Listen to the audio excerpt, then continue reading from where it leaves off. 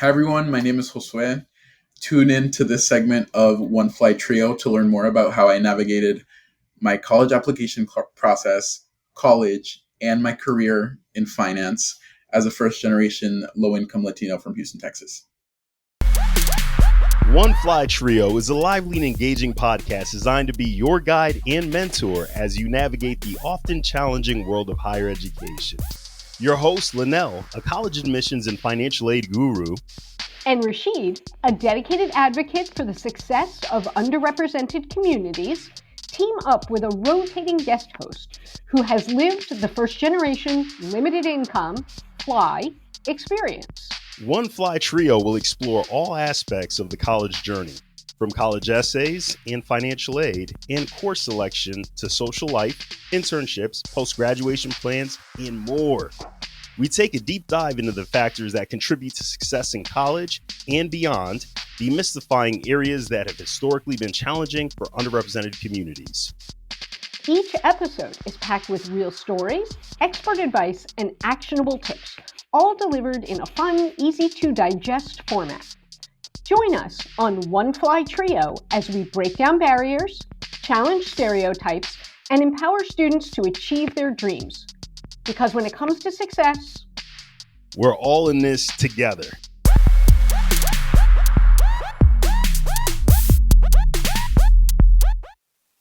All right, Josue, thank you so much for being here on this episode of FLI Trio. Can you please tell our FLI listeners a little bit about yourself so they can get to know you and a little bit about your story? Gotcha. Hi, everyone. So happy to be here. My name is Josue. I recently graduated from Hamilton College and am now living in New York City, and I'm working in finance. I went to Hamilton College. I studied economics and anthropology, and I'm originally from Houston, Texas, and I grew up in El Salvador. Thank you for that. At what point did you know that going to college was something that you wanted to do? So I always knew I wanted to go to college. My family, we are a family of immigrants. We always just knew that college was something that was expected of us. Although my parents didn't have it, it's just something I valued. I was able to go to a high school where I was able to graduate with an associate's degree while doing, my high school prerequisites. And that just kind of like gave me a taste of what college would be like. And, I really loved learning. And I knew that, whatever my idea of success was at that point, college would definitely be part of it. And I think the one thing that really stuck out to me, or like that the message that I really carried with me, while I was in high school and even now, is that my dad told me once when I was a kid, education is just like the greatest equalizer. I think he took that from some sort of like movie or like some quote or like somebody important said that, but he just always told me that. He's like, look, we might not be rich. We're literally from El Salvador, but once you get an education, nobody can take that away from you. So college was just kind of like, I'm going to do it. What school I was going to choose, I figured it out, but like, I never really like had an idea, but yeah. What were some of the steps that you took, as you were in your school and you knew that's where you wanted to go, that you started to take to help you get there? Yeah. So this really goes back to like me wanting, or like thinking about what my career was going to be. I didn't know what I wanted to do. Initially I did want to become a doctor, but then after taking anatomy and physiology, I was like, actually, I can't do this, So after that, I was like, I really don't know what to do. I need a school that kind of like can help me figure it out. Obviously, the state schools were a choice, just because, like I said, I had those kind of like 2 years in credits, and it would just be like a lot easier to go to. But I kind of knew I wanted to get out of the state, so I know it's like, I guess for my area, it was just like really uncommon. I think only like 2 out of the 90 kids at my school left the state. So everybody, what everybody kind of does in my high school is that, they leave the school and transfer to a public 4 year, and finish their 4 year degree in 2 years. Um, while I was not against that, I thought I kind of like really wanted something, um, a little bit more. I didn't want to have the commuter experience. And again, I'm speaking like, I don't want to say the commuter experience is like any different, or I mean, it is different, but any worse than like a typical college education. But I thought for me, and just the way I think and the way I work, um, I don't think I would have been successful at a large 4 year institution like the University of Houston. Just because I need kind of like that connection with professors. Sorry, I'm going way too long, but um, at the end of the day, I just knew I wanted to get out of the state, and I wanted to go for free. Um, because of course my family could not afford it. I We grew up poor. I mean, yeah, we grew up poor. So FAFSA was going to do the heavy lifting, but at that point, I didn't really realize what could be possible. Um, and I remember one night I kind of like started thinking about like, what schools can I go to. Um, it wasn't even like a public or private thing, or like a big or small, just like what opportunities are open to me. And I remember like looking through scholarships, looking through fellowships, just like different programs. And the one that stood out was Alexander Hamilton Scholars, which Linnell's a part of, and it has just been like so impactful in my life. Um, and I applied to Hamilton Scholars. I don't know why they accepted me, but honestly, like looking at the students now, I'm just like, there's no way. Like if I applied today, like there's no way they would accept me. But anyways, at that point, it was like 2019, and I applied to this really cool scholarship, and through them, I was able just to like not only learn about financial aid, or just like the magic that financial aid was, and also just like learn about different schools around the country that I did not have access to. Like I said, like none of my parents went to college at that point. Well, I mean, they still haven't gone to college, but none of my siblings had gone to college. I was like the first. I would have been kind of like the first to go to college, and it was just like so eye opening, because I really, not that I doubted myself, but I really just like had a very prescribed path when I was in high school. Like everybody did this, so you're going to do this, that kind of thing. Everybody was going to go to the University of Houston, and you will do it. But kind of like going, meeting so many different people, meeting college admissions counselors from all over the country, I was able to just realize that like my academic profile was worth, or like could land me at a place like this. And that was just really happening. So what I did is obviously like kept my grades up, but I just kind of like started researching, what are NESCACs?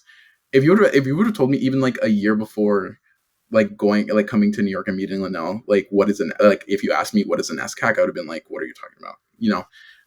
The only big But what schools is that I an know. SCAC? Yeah. Oh, are you asking me? Yeah. Yeah. What's an Okay. SCAC? So a NESCAC is just like a conference of like, I think it's like New England Selective College something conference, athletic conference. So it's like an athletic conference, but also like they're just like really good schools in terms of like academics in the Northeast. They're all private. They have amazing financial aid. And like someone from Houston, I just never had access to that. I went to like a public school, and didn't have kind of like those connections. So once learning about those, I was like, wow, this is so cool. I'm literally gonna search them up. Like all I would do is like look up um, look up these colleges and go on like Street View, and just see how pretty they were. Just and Hamilton was so like pretty on Google, and I was like, oh my god, I really want to go here. And I remember applying to um, a fly-in program, and I think with these schools specifically, and also I think like the bigger schools or like the more selective schools have fly-in programs. I think if that's like an opportunity you can take, just like do it, just rip it, just because like I learned so much from being there. And mind you, this fly-in program was the first time I ever saw this many like wealthy white people. So the amount of exposure I got was actually like, it was actually like I was a student, and that's something I couldn't have done through my screen on, Google Maps. So that was also kind of like a cementing thing, just because like um, my host student was really connected with like the people of color or students of color on campus, and I just felt like that kind of community. Um, and yeah, I felt really appreciated. It was such a great school, and I was like, actually, I want to come here. And the thing about this, my application process is that I applied through QuestBridge, um, and QuestBridge is a scholarship program where you can apply early decision to 12 schools at once. And um, you know, I made this list of 12 schools, um, and before going to the Hamilton fly-in program.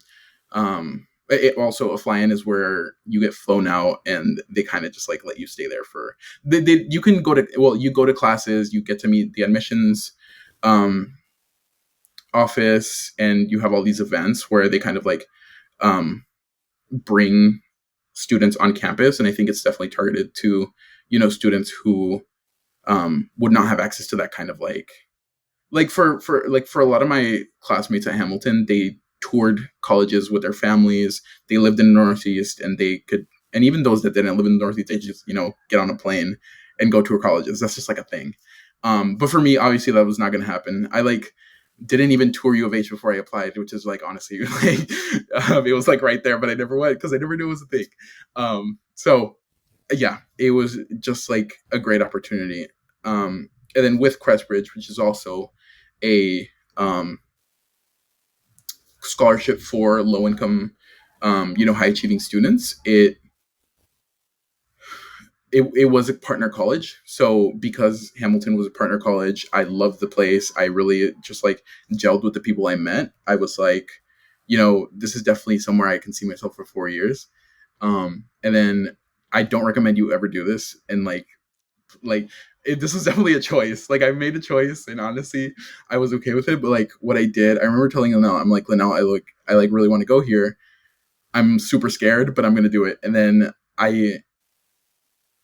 so basically on my list of 12 colleges, I just kept Hamilton.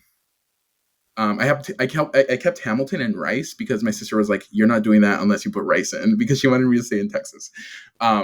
Obviously, I put Hamilton on top, and I got into Hamilton. So it was just like it was like, I don't even know what to say. Like it was such an amazing opportunity. It was like a full ride, and I had also received a few other scholarships, and with QuestBridge and other scholarships, I was able to like pay everything, flights and everything, and then some. So super thankful about my financial aid.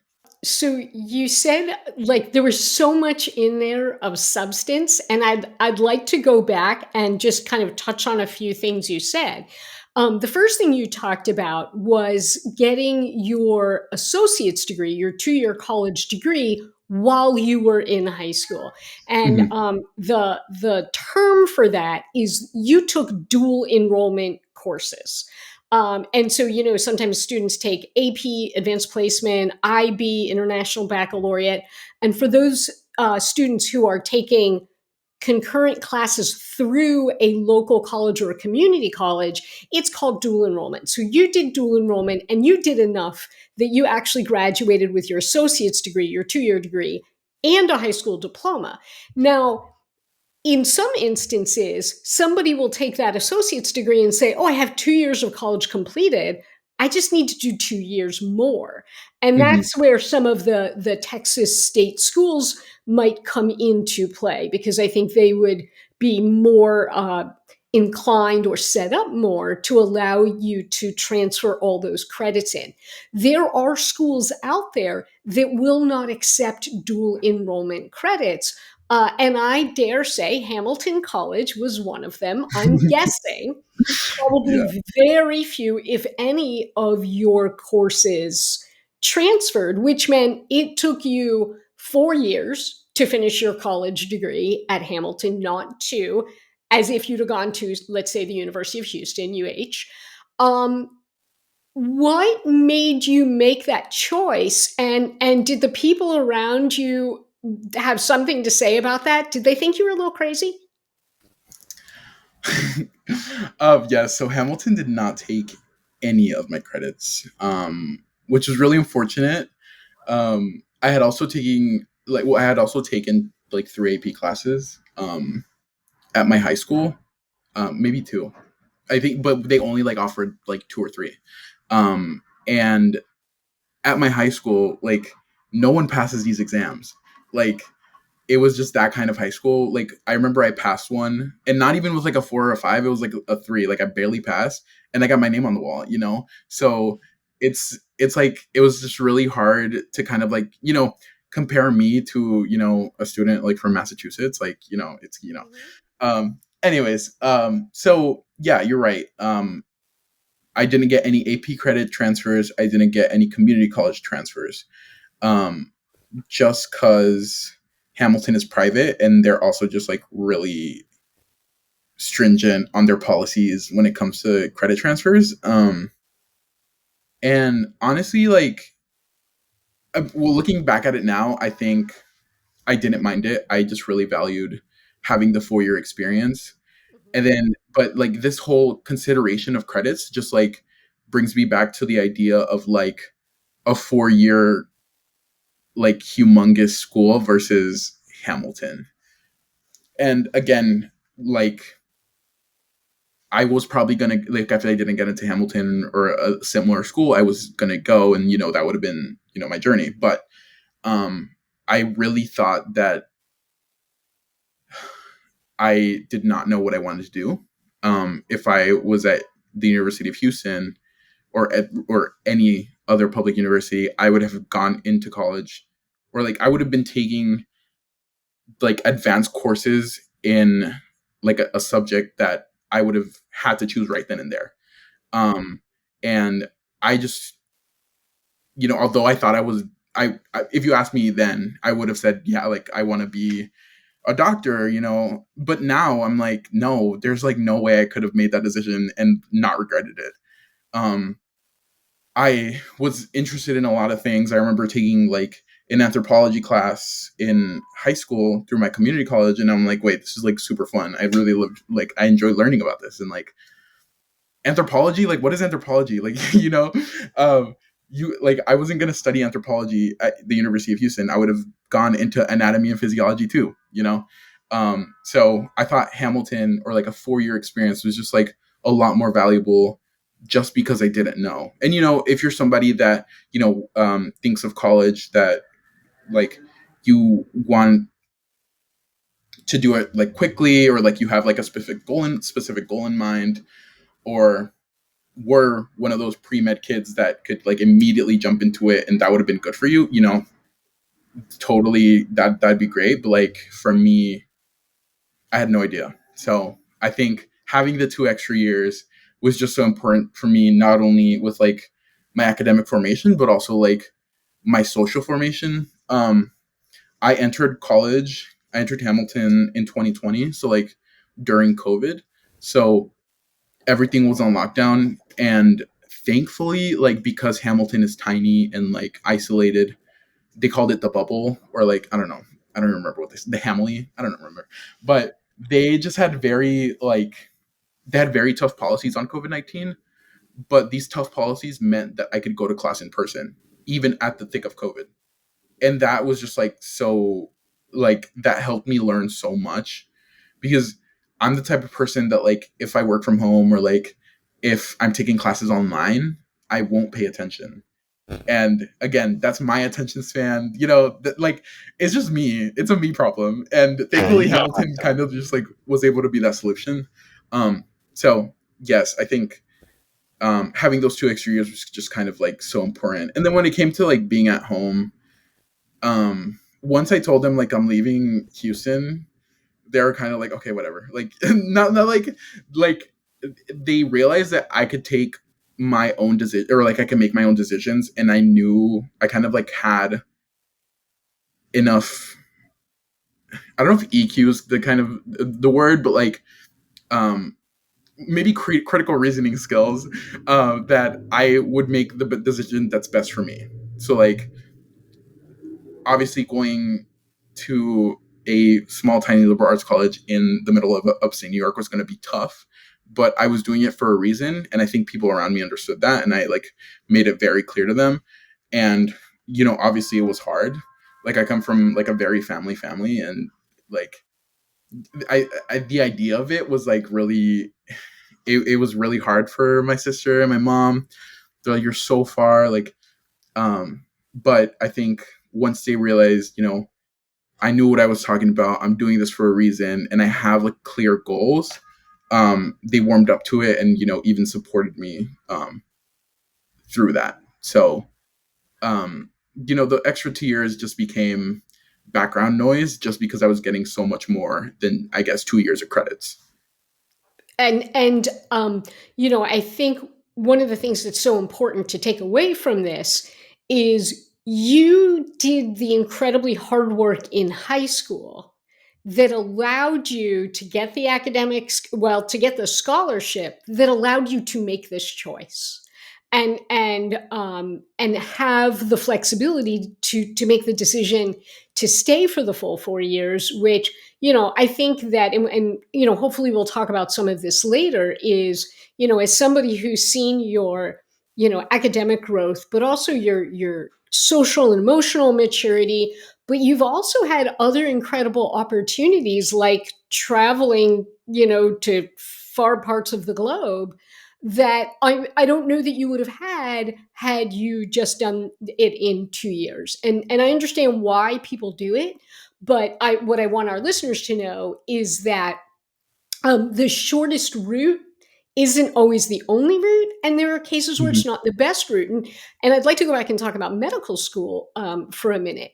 You know, I medical school is so incredibly competitive that I don't know that doing 2 years of college post high school will be sufficient to be competitive for medical Mhm. school. And so I think there are reasons for people to do 4 years, even though you don't technically have to. You could get through in less. You've talked a bit about making the choice to go to Hamilton, but kind of what I want our listeners to appreciate is the difference in where you lived and where you went to. Houston is, if I'm not mistaken, I believe Houston is probably like the fourth largest city in the US or somewhere around there. Fourth. Mhm. Yeah, and you moved to a place that was literally the antithesis of that. And I think you talked about finding other students of color on campus, really feeling connected to that group. But what was it like to go to the middle of farmland? Yeah. It was really hard. I will be real. Um, yeah, like I grew up, or I went to school in high school, like everybody was black and brown. And that was kind of just like the norm. I think only the teachers were white, and that was like normal. And if we ever saw white people, and I'm like, wait, something's up. So I'm just like um going from that to Hamilton, where if you see like people of color, you're like, wait, hi. So it's just like it became kind of like the opposite. I was the odd one out, and honestly, I'm really thankful, and maybe because it might be because of like northeastern values, and who people, or who these kind of like schools attract. It never became a real problem. I did have some minor issues, but like I never felt singled out. I never felt like, obviously there were microaggressions. There was never like a problem that I couldn't handle or I couldn't tell somebody. I was really close with the dean of diversity, and there wasn't a problem where I couldn't just tell her and she would fix it. So that, I think, made it a lot easier. And I think just more on the personal side, it was hard. Just because, I grew up where like everybody was poor, or like most people were like lower middle class and lower. And here I was going to schools with like, I hate to use the word millionaires because millionaires is stupid, but they were like literal millionaires and like above. And like these kids like came from like legacy families that have been going to these like elite institutions for like years. Um and I, was the first in my family. So it was just like it was hard. And there were times, I remember the first time reading Plato, I was like, what am I reading and what do I need to learn from this? Like, I literally can't do it. I couldn't do it just because like I didn't understand that kind of like literature. I didn't read Plato in high school. And because I went to community college for some of my like literature requirements, like I didn't kind of like have that maybe like exposure to that kind of literature. My literature classes in high school or at the community college were kind of like really easy. And I, was just like not prepared. And I remember like, I was like, I kind of just like need to tell my professor, like, I can't do this. And I remember going to his office hours. They were like outdoor office hours because of COVID. And we were literally under a tent alone. And I was like, Professor Martin, great guy. I'm like, Professor Martin, I literally can't do this. Like, I don't understand. I've never read this kind of stuff. And he literally sat with me for almost 2 hours and explained to me what Plato was trying to say in the Republic. And that just like, I had never, I never expected that to happen. I kind of like came in with the idea that these people like don't really care about you, but they kind of do. Their job kind of depends on it. So take advantage of that. I was able to learn so much, and honestly, really quickly, I started to realize that like, you know, although I didn't read Plato growing up, I can learn it easily and quickly. So the amount that I learned at Hamilton just like made me feel a lot more confident in myself. And just like the idea that I was going to school with the kids, or the kind of kids that I was going to school with, I was like, you know, if I like, they have all these resources, they have these family connections, and they're here, and I'm here, and I don't have those things. Like, I'm winning.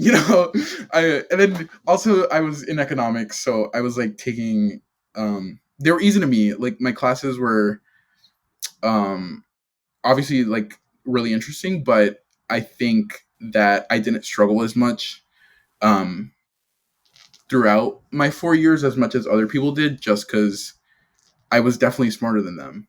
And I don't know. I don't know like if this is what I should be saying, but I think that if you let yourself believe that you're not as smart as someone or you don't belong, you're letting whoever it is that's around you win. And um that just can't fly. You just take up the space, um and just give it your best. I don't know. That's what I did, at least.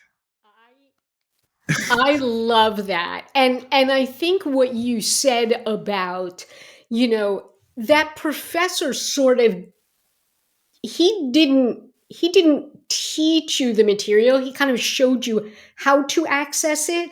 and he showed it to you one time for 2 hours, and then it clicked. You're like, I know how to do this now.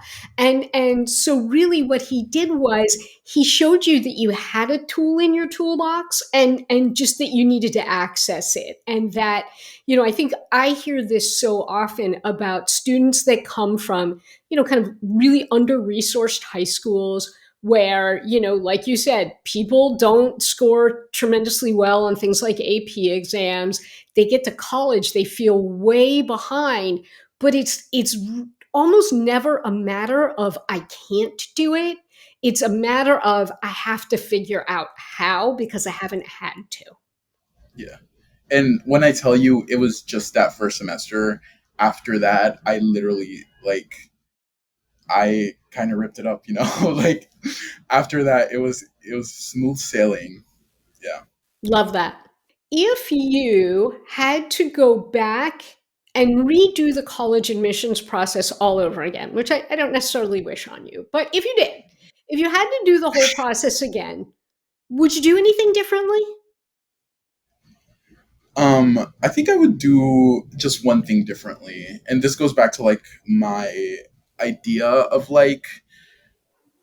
maybe being more confident, or I, understanding that I belong and I'm competent. I think I would have applied to more schools.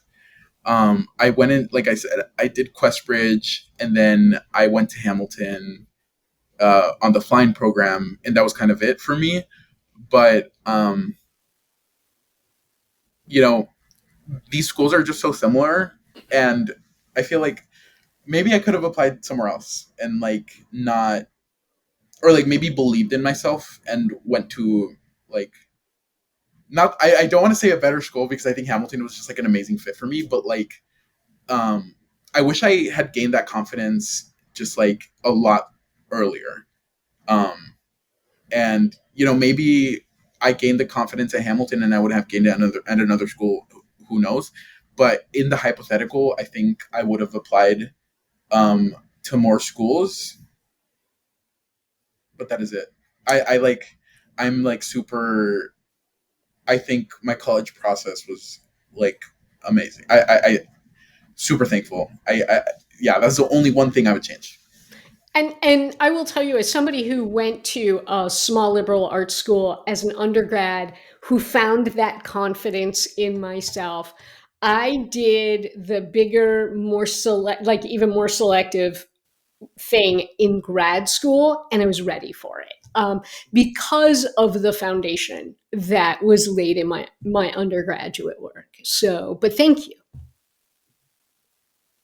Yeah, I Yeah. think So liberal arts schools are just great. Just even if I have a few friends that are now in med school, and just being able to do something other, or study something other than organic chemistry or calculus while you're in those formative years, I think is so important, especially if you're going into a field that kind of is as demanding as medicine. And I think that's just relevant for um, I think any field, being well rounded and being able to know how to communicate is something I was able to pick up at Hamilton. all right. So you've spoken about investment banking being that path that you found yourself on. Can you tell us what it's been like navigating into that space? And can you share any recommendations that you have for others who may be interested in entering into that, who may have a similar background to yours? Yeah. So investment banking has definitely been a journey, I will say. Um, like I did mention I wanted to start college as a pre-med. Again, that didn't work. I was like, actually, let's do computer science. That also didn't work.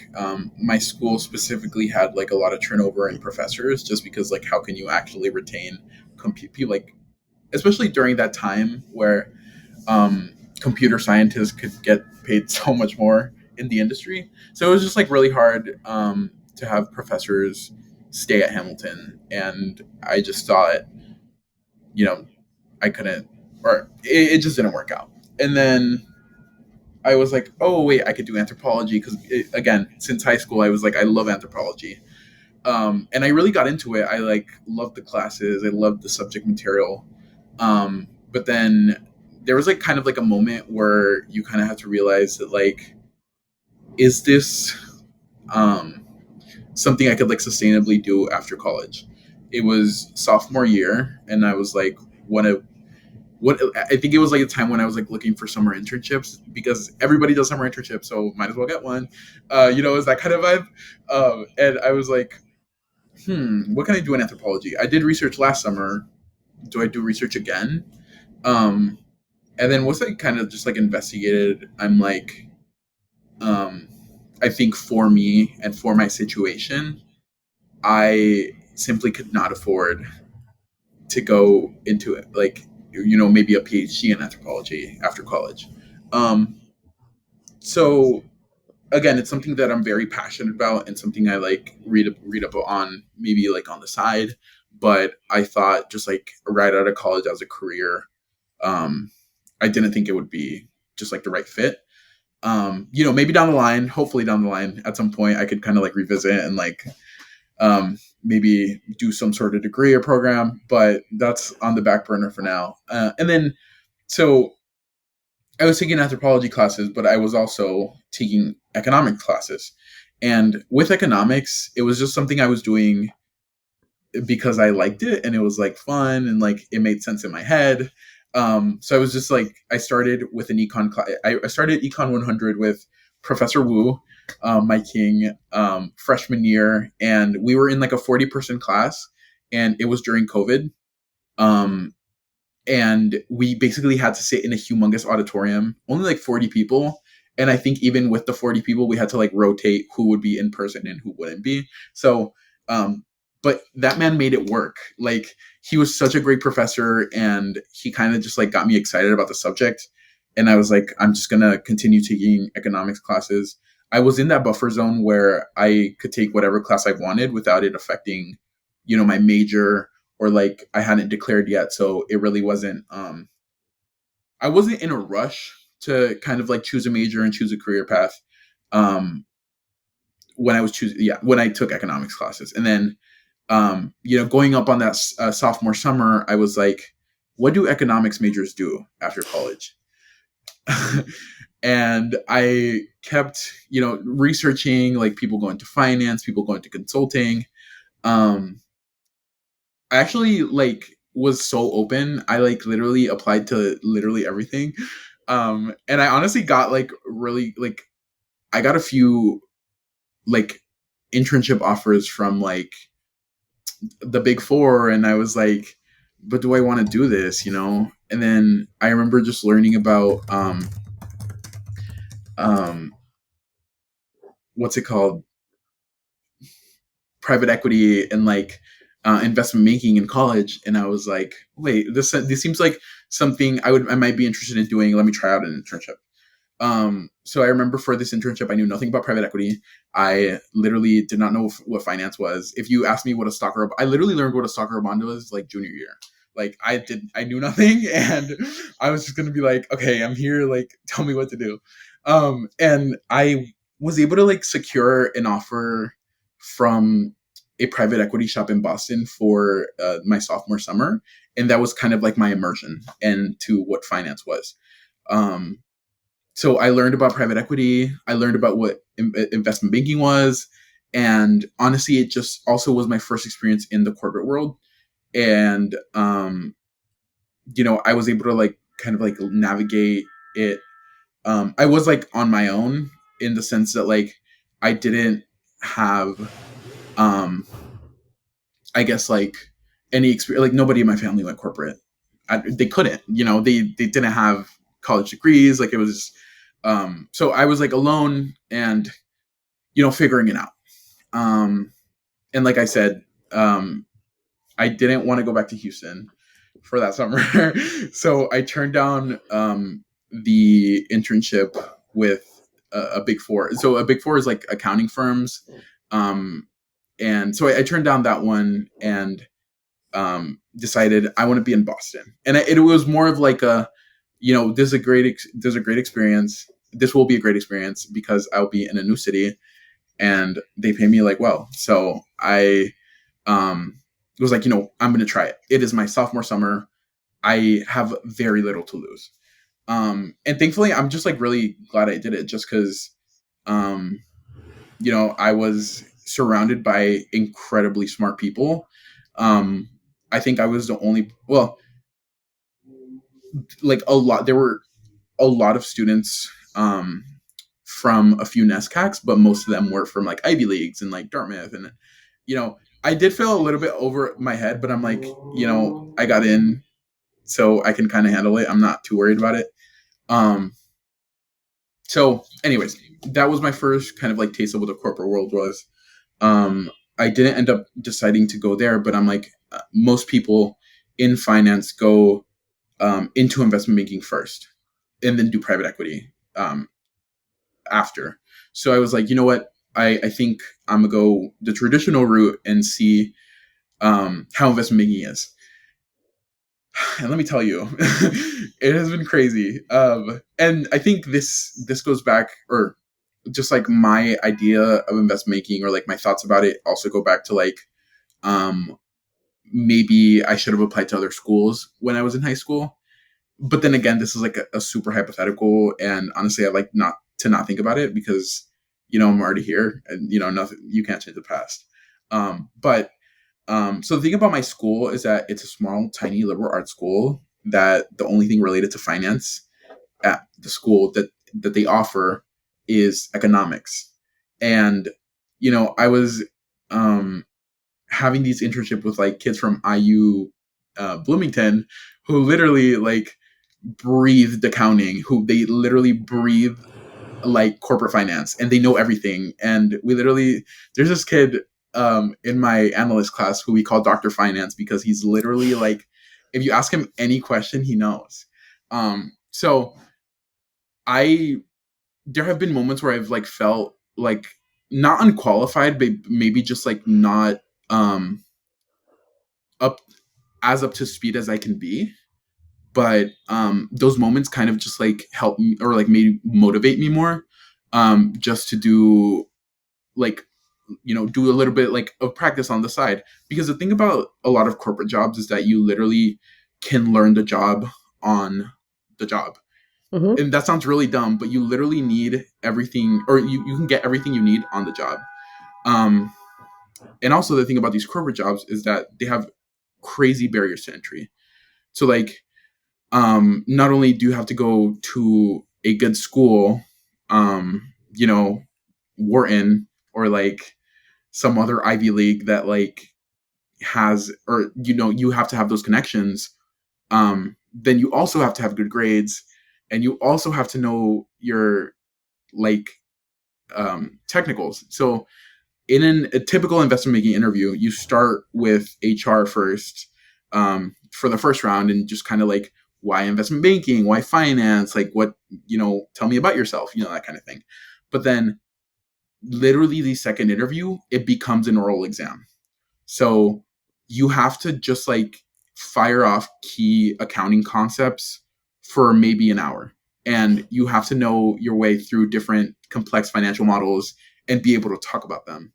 So I had literally just taken like macroeconomics. I was like, I don't know what these statements are. I don't know what you're telling me right now. And I remember like it was really hard because I think I've gotten like, I will say like I've gotten some of these interviews I'm in, I'm like, you should not be like recruiting me. It just feels like not real. Like like these like crazy big banks recruiting me, and I'm like, the first interview goes well, and then once I hit the technicals, I just like fell completely short. And that was just like really hard for me, just because I knew I would like, I knew I could learn the stuff on the job, but like just I was not mastering technicals. And that was, it was really disappointing. Like, especially it was like kind of like a 6-month long process, just because investment banking recruits. So for example, for your junior year summer, you recruit in your sophomore year. So it's something that the cycle just keeps getting earlier and earlier. And honestly, I don't understand why. You're probably gonna like have to recruit for your junior internship before you enter like college. It makes no sense. So I don't know, but that's one But with gripe I some have of with it. these challenges and barriers that you've had to overcome, how did you identify resources to help you? Right. So, as our fly Yeah. listeners are tuning in, if they're getting to the point where they themselves are interested in this path, what would you recommend could help prepare them for what you've gone through? Reach out to mentors, I will say, just because like um obviously like online, like you could find a lot of free resources online, but like you will not, I guess, grasp what it really is until you talk to someone who's like been there and done that. So especially with like specific banks, you want to know how their process is, just because like some might have different practices. It's just like it's very specific. So I would say if you're interested in finance or yeah, in investment making, like talk to someone who's been in it, and more preferably like someone who's been in your, or like who went to your school, or like is part of like a similar affinity group. um just because like I remember while I was doing my research, I like met, like I come from like public school, like I said, like kind of underfunded, like not doing too well. And there were like he hadn't gone to my school, he had gone to a school that I went to for a year.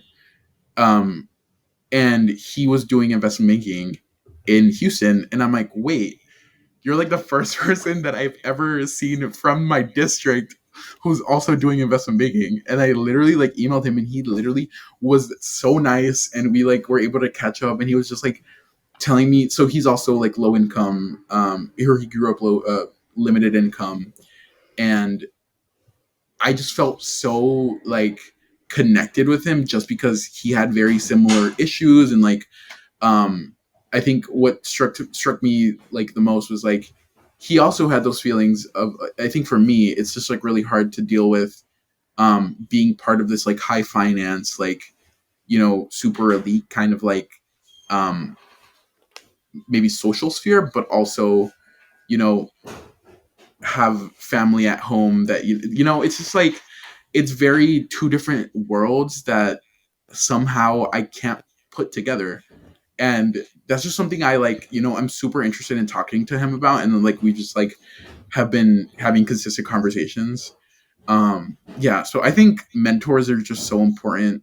And honestly, like don't say like, can you be my mentor? Just kind of like, you know, follow up. And like if you email them and you'll have a meeting like maybe a week later, say, hey, how's everything going, like, and kind of just like, you know, consistent contact I think is so much so important, just because you want to be top of mind. um yeah, and that's something that really helped me. Like not only have I been able to make mentors, you know, at my bank, but also like literally through like Linnell's Linnell's son is also doing investment making. um and he works like at a bank that's an affiliate of mine, so like we are in the same building.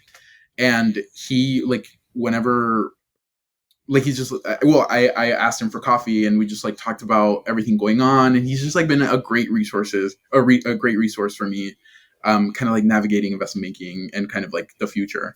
So I think mentors are super important. Sorry, that was long-winded, but It's such a great answer because it's how you've kind of learned the unofficial information. And you said a couple of things that I just would like to sort of clarify because, kind of as you mentioned, I have a window into this world too. Um, you know, when you talk about things like, you know, investment banking, private equity, hedge fund, blah, blah, blah, I still don't know what all those things, like, I still don't really understand all the things. And so basically, in my mind, as you sit and talk about those things, I just go, finance. And there's a very big difference between investment banking and like banking like I do. And I still don't really understand what investment banking is, and I have a child working in it. So but it is, like you said, it's very, very competitive. It's very difficult to get into.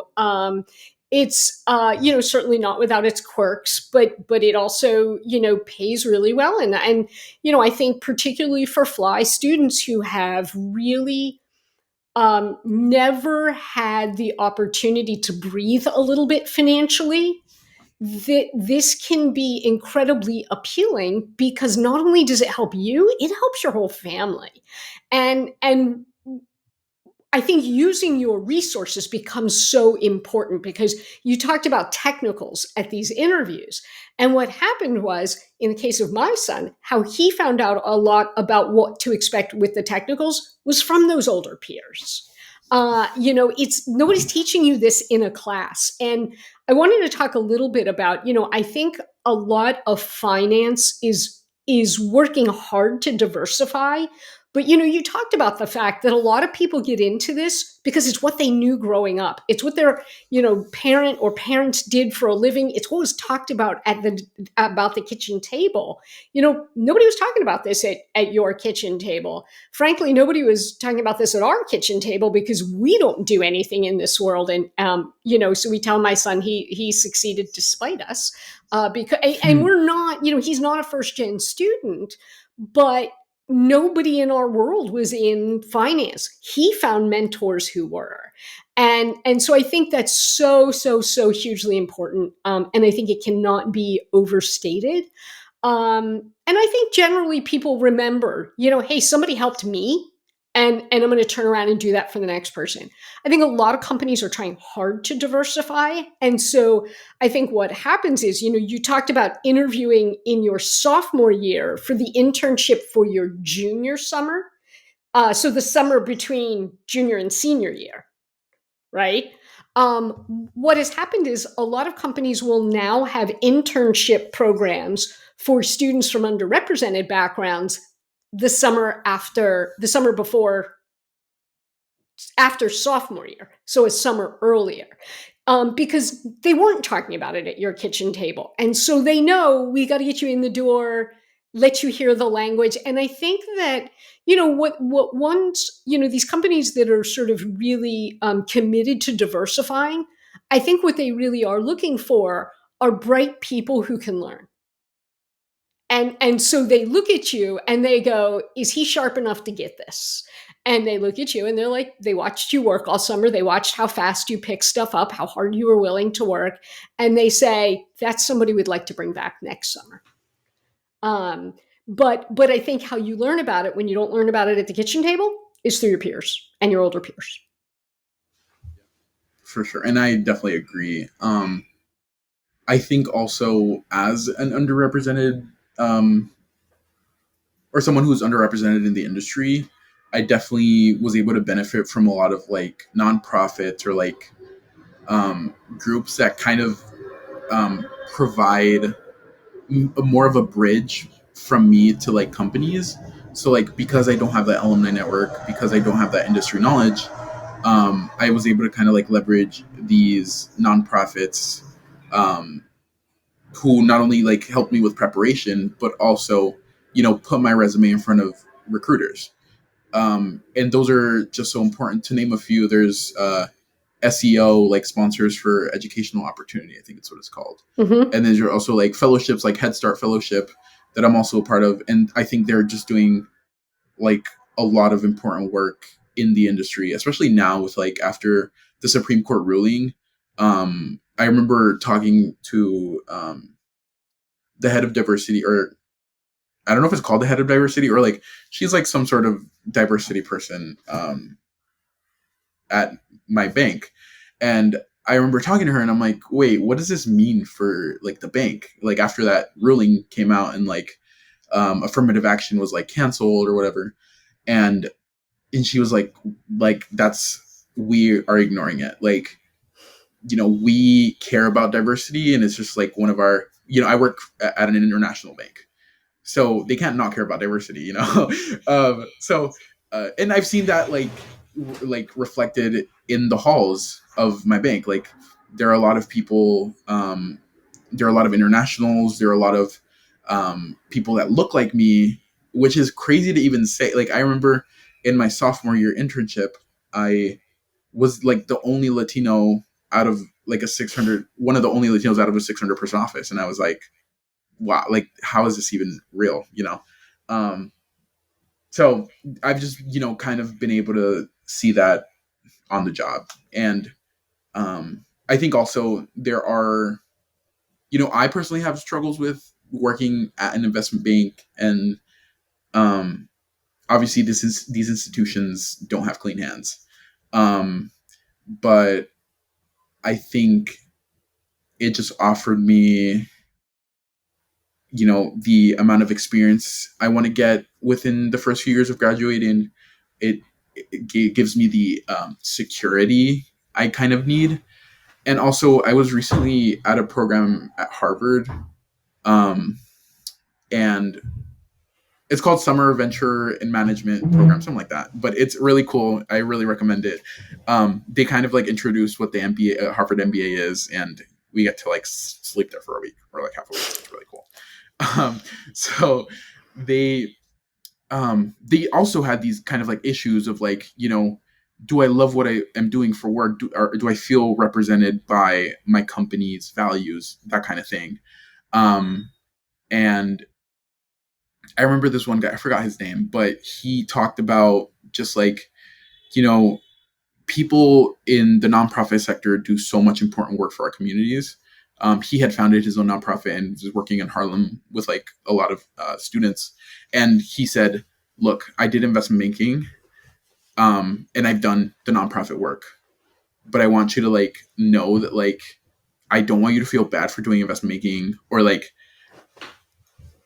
not to feel, yeah, I don't want you to feel bad, because when it comes down to it, we need you as donors. So, there's always like something you can do, um, regardless of your kind of like your job. So, if you want to go big law, if you want to do investment banking, if you want to work in private equity, if you want to work in consulting, there are always ways that you can give back to your community, whether it be through like career like coaching, or literally donations. Like these people, like, I mean, obviously everybody needs money, and money runs the world. So like, you know what I mean? So that's kind of like what I've learned in the past in the past year, I guess.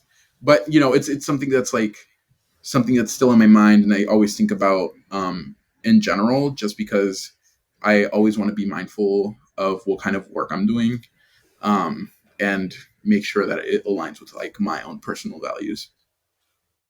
Love And that. also, sorry. Oh, Extremely deeply, right? So I mhm. just reflect on my own upbringing, and sort of reflecting on, as I work through corporate America and I look to my left and I look to my right, you don't see a lot of people that look like you. Yeah, And you kind of feel these almost pangs of guilt because you've made it out of your neighborhood and you're out there and you're working with these individuals making the sort of money that you're making, having the impact that you're having. What I would challenge you with, and I've heard you sort of mention it already, is with the ability to find ways to continue to create access ways for others coming behind you, as well as being able to take the resources you have access to and figuring out how do you enable that for people from your communities to come in as well. It was one of the biggest drivers for me, being able to pause and think through when I had first moved to Seattle.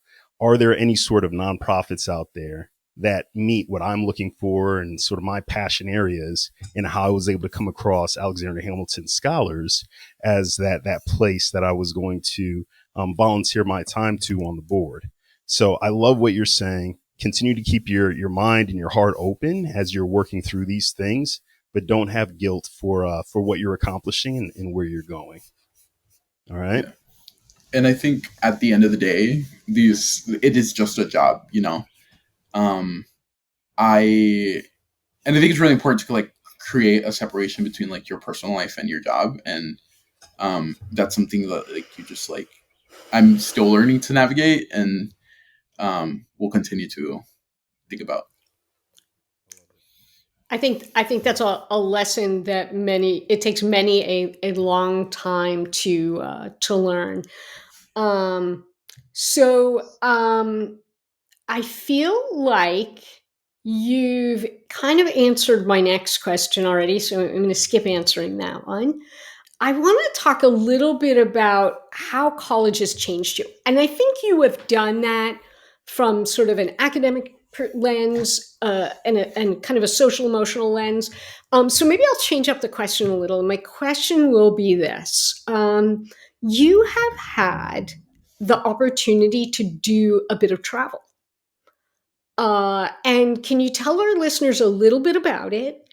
How does somebody who does not come from a lot of money manage to go as many places as you've gone? And do you have a favorite? Yeah, I think financial aid is the reason I was able to travel a lot. And yeah, thanks to Hamilton's just like very generous financial aid package, and also like money I was able to receive from other scholarships. I just was able to like prioritize experience as well as like academics while I was abroad. So I decided to go abroad my junior year spring. And that's also like when most people at my school go abroad, and I'm sure this is like the case for many schools. Um, but yeah, so I went abroad. I studied abroad in the Czech Republic, and while you're in Europe, it's really easy to navigate to like get anywhere else. There's like low budget airline or like low cost airlines, and like okay, I should have started with low cost airlines. There's trains and like public transportation. But there's also Ryanair. So it's like really easy to get anywhere. And I think I really value new experiences, especially when I was a kid. Like I said, we grew up limited income. We didn't have family vacations. I had never been to Europe or literally outside the country. Like before this, I had only gone to El Salvador and like to the US. That's kind of like the only places I'd ever visited. So I really wanted to like to prioritize new experiences and like learning about new places while I was abroad. And thankfully, I chose a program that was able to like let me do that. So I studied in Prague, and honestly, it was the most amazing experience. Like, if you can live in a Central Eastern European city for like while you're abroad, or like Budapest, Vienna, or Prague, it's literally such a different world, and it's so beautiful. Um, anyways, it was a great experience. I was able to travel. I think my favorite place is Madrid, just because I know Spanish, and yeah, I can get around a lot easier than I would in Prague. But yeah, I am so thankful to like have those experiences, and I think growing up, um, I just thought it was only the U.S. that existed, you know, um, and there wasn't really any discourse about being able to travel outside the country, not only for vacation or even like school. And like now that I visited, Europe, and like I'm trying to get out of Europe, I'm trying to expand to other places. But I'm like, what if I do a degree abroad? What if I, um, work abroad? I just think that's um, being able to go abroad has been helpful in just like starting, like making me think about it. So yeah. Beautiful. Thank you. hmm Spain is great. That's what I will say. Madrid is also one of my favorite global cities. Yeah, and the thing is like, compared to Houston, I mean New York is kind of like it, but like you won't see the kind of like, okay, obviously like European cities are very white, but there's also so much diversity in, like you said, they're global cities. I feel like cities in the US just don't kind of capture um like other people that much. So like Houston, like I'd never met somebody that didn't speak English or Spanish. But then I'm in Madrid, there's like, like I don't even know. It's just like the exposure to the people that you get while you're in big cities like New York, Chicago, like Madrid, I think is just really cool. Tell us about a meaningful extracurricular sort of activity you've taken part in. In college, I was a TA for my economics classes. I TA'd for, well, this won't mean much because they're just like numbers, but it's like Econ 166, which was like a stats heavy kind of economics class. I TA'd for macroeconomics as well. I, I feel like I TA'd for another class. That might have been like a math class, but so I think the most meaningful like extracurricular was this TA job, just because um, I learned to. I have gone through college with more of like a kind of like learning mindset rather than a teaching mindset. You don't really have that many experiences where you're able to teach other people. Um, and through teaching, I was able to just get so much more, or like a deeper understanding of the material than I did just learning about it in class. And also, there were also kids I like that maybe wouldn't like hang out with on, the regular. Um, my my major was just like, unfortunately, very fratty and very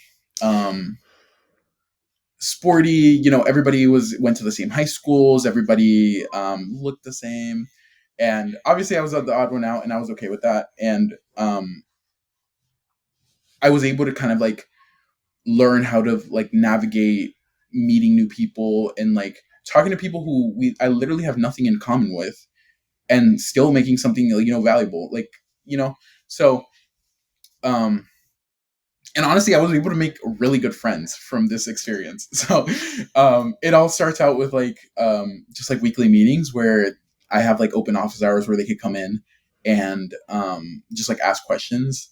And usually they have labs or like homework assignments that they could just come in with, and I could kind of like walk them through it, and help them further understand the material. um that just like really taught me to be like prepared and on my toes for like anything, just because like I had taken this class maybe like a year before, and sometimes in college you kind of just like learn it just to like get tested on it, and you don't really do much else with that.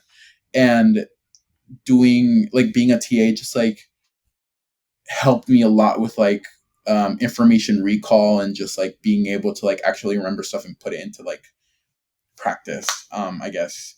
So they would come in, I would answer their questions. But like I remember, um, also maybe my professor hyped me up, but she was like, they literally love you so much. Like you're the best TA they had. Like they keep saying that you're great, and I'm like, oh my gosh, I love these kids. Yeah, it really taught me so much. Just to, like be able to like communicate with people, and I think communication, like my if you met me freshman year Josue, like would have been scared of me now, just because of how much I how much I talk, and how much I'm like a lot more relaxed now. So I think that what you said actually speaks to, when you talk about learning material, one of there's all these kinds of ways you can make sure you know material. I mean, clearly you can memorize, that's okay, but teaching it to somebody else, a classmate, maybe somebody who's struggling through the material, really reinforces your own learning. And I think that what you said about being a TA really speaks to that, and learning how to communicate with people that you may or may not have anything in common with. So I do think that's like just such great, wisdom that you got out of that. yeah, it was honestly great, and something I like still like value now. And I mean, I have like kids reaching out to me. Well, they know I'm working in the city, and they also like would come up to me and ask me like career questions. Like once they learned I was like doing investment banking, and they like it'd become less economics and more like finance. It would just like be a place, like a one-stop shop where they could get like advice about like professors. It just became like that kind of mentorship that I mentioned earlier. and it just becomes a circle, Yep. They help me, I help them, and then further they can help the kids that come after them. So actually one of the kids I was TAing, he's actually one of my really good friends now, but he now TAs, he like took my spot now, so it's like it's a good loop, full For circle. sure. We're going to do a quick section called College Condensed, where we'd like to hear just sort of your quick reaction to a couple of questions. And so, my first question to you is, what scared you most about going to college? I think what scared me most is being alone. I am the youngest of 10, so I was surrounded people since I was born, and especially during COVID, everything was just like really isolated. Um, and I was in a new state. I was halfway across the country from Houston, where my whole family is. Um, and it was just like it was terrifying because I didn't know anyone. Um, but what helped me kind of like get over that was when I was um, on the fly-in program that I mentioned earlier. I was able to meet like a lot of people who were students of color who have come from similar backgrounds, and I was able to like just tap into those networks and like get to know people, whether they lived across campus or like lived in my dorm. Just feeling comfortable with them just like opened up. Basically, I became friends with them, and through them, I became friends with other people. And that's just how it is in like a liberal arts school, like a tiny school where you get to know everyone and literally everyone, which is sometimes can be a bad thing. But I thought it, especially during COVID, was just like one of the greatest things that ever happened. I got to meet so many people. Very cool. Thank you. You spent some time talking to us about being a teaching assistant and some of the fond memories connected to that. Do you have another favorite college memory you want to share? Um, my favorite college memory isn't even on campus. It was while I was abroad. Um, so the thing about abroad is that it is like going to college for the first time again. Just because I was in a program that kind of like attracted students from all over the country, and they just kind of threw us all in Prague, in a new city, with new people, and it was like orientation all over again. And I was able to meet so many new people that I went to similar schools, had similar kind of like goals, but I never would have met if I wouldn't have gone in this program. And we were able to do it or like meet each other in one of the prettiest cities in the world. So I think one of those, I think that just like the just living in Prague and being able to like hang out with, like I still hang out with them now, and we actually just got food earlier. So I don't know, it was great. Beautiful. Beautiful. Can you tell us about a book, a podcast, a movie, something that you enjoyed that you would recommend? Um, I think a movie that I just love and has been my favorite since like forever, or since it came out, was Everything Everywhere All at Once. Although this is like it's super famous and honestly rightfully so. It's like a cinematic masterpiece. Like I think just like the if you look at it deeper and like besides the crazy graphics and interesting storyline, there's just like a lot to be learned from the kind of like relationship between the mother and the daughter, especially. And I feel like a lot of people were able to connect with it from or people who are from immigrant families, and like just kind of have those kind of like tensions between with their parents. That's something I like dealt with when I was, like I mentioned earlier, like going to college and like, choosing to work in the city and not in Houston, you know, but um, yeah, I think that Um, was just like, Rashid, I know you get the last question, but I just have to, Josue, I just have to point out something that you did that is now classifying you as a real New Yorker. Do you know what you just said that makes you a real New Yorker? That I want to make sure we explain to the rest of our listeners. I'm scared. So I did not. I live in the state of New York now. I do not live in New York City. But I grew up in Philadelphia. And so when people talked about the city, I thought they meant the city of Philadelphia. And what I learned was that when people from in New York talk about the city, they mean New York City. Like they don't mean any other city. And I just heard that and I was like, wow, I think that you're becoming one of them. You're sounding very at home there. Oh my God. I gotta say, I grew up in It's Connecticut, great. and we would refer to New York City as the city as well. Yeah. Yeah, I mean, I was in upstate New York, and we referred to New York City as a city. Like, Yeah, yeah. but I think people who aren't New Yorkers are they always hear the city and they're like, well, which one? No, just the. No. Yeah. All right, Rashid, all you. Too funny. Yeah. So if you could jump into a time machine, go back in time to that point where you were getting ready to begin your collegiate journey, what's a piece of advice you'd give to your younger self? Believe in yourself. Like, I think a lot of people believed, and honestly, I'm so thankful for it, but like, there are definitely times when people believed in me more than I believed in myself. I don't think it like was detrimental or like had any real kind of like negative impacts on me, but I think just like on a personal level, I think just believe in myself and like understand that wherever I'm going is meant for me. Was just like I that's what I would have told myself. Great And heavy advice. on the like meant for me. Like I think there's also, especially within like first generation low income students, there's like a lot of comparison going on. Like, you know, especially like I did that a lot. But then at the end of the day, I'm just like, this is my life. Until there's another Josue that I know and that looks like it is me. Until I have a clone, I will start comparing. But like, I think my success is my own.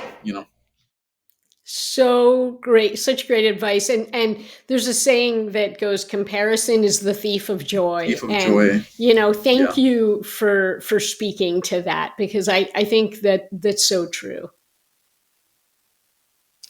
Yeah, Josue, you've taken us on a ride today, right? From El Salvador to Houston to upstate New York to this city, and everything in between that has come with that. Balancing and reconciling. Where you've come from to where you're trying to go and what you're trying to achieve, and how do you balance all of those things? Leveraging mentorship and getting those guides along the way. You highlighted Linnell and her son and others that you've engaged with to really provide you with nuggets of wisdom. And you've shared a lot of nuggets of wisdom today. You've done a phenomenal job in just coming and speaking your truth and keeping us engaged on every word. So thank you for your time. Thank you for your energy and being here in this space today with us.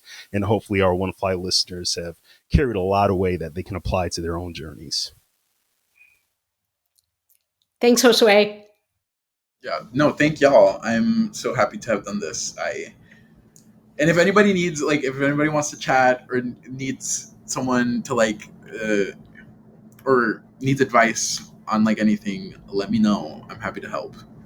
And we will put your social media account up on our webpage. Sounds good.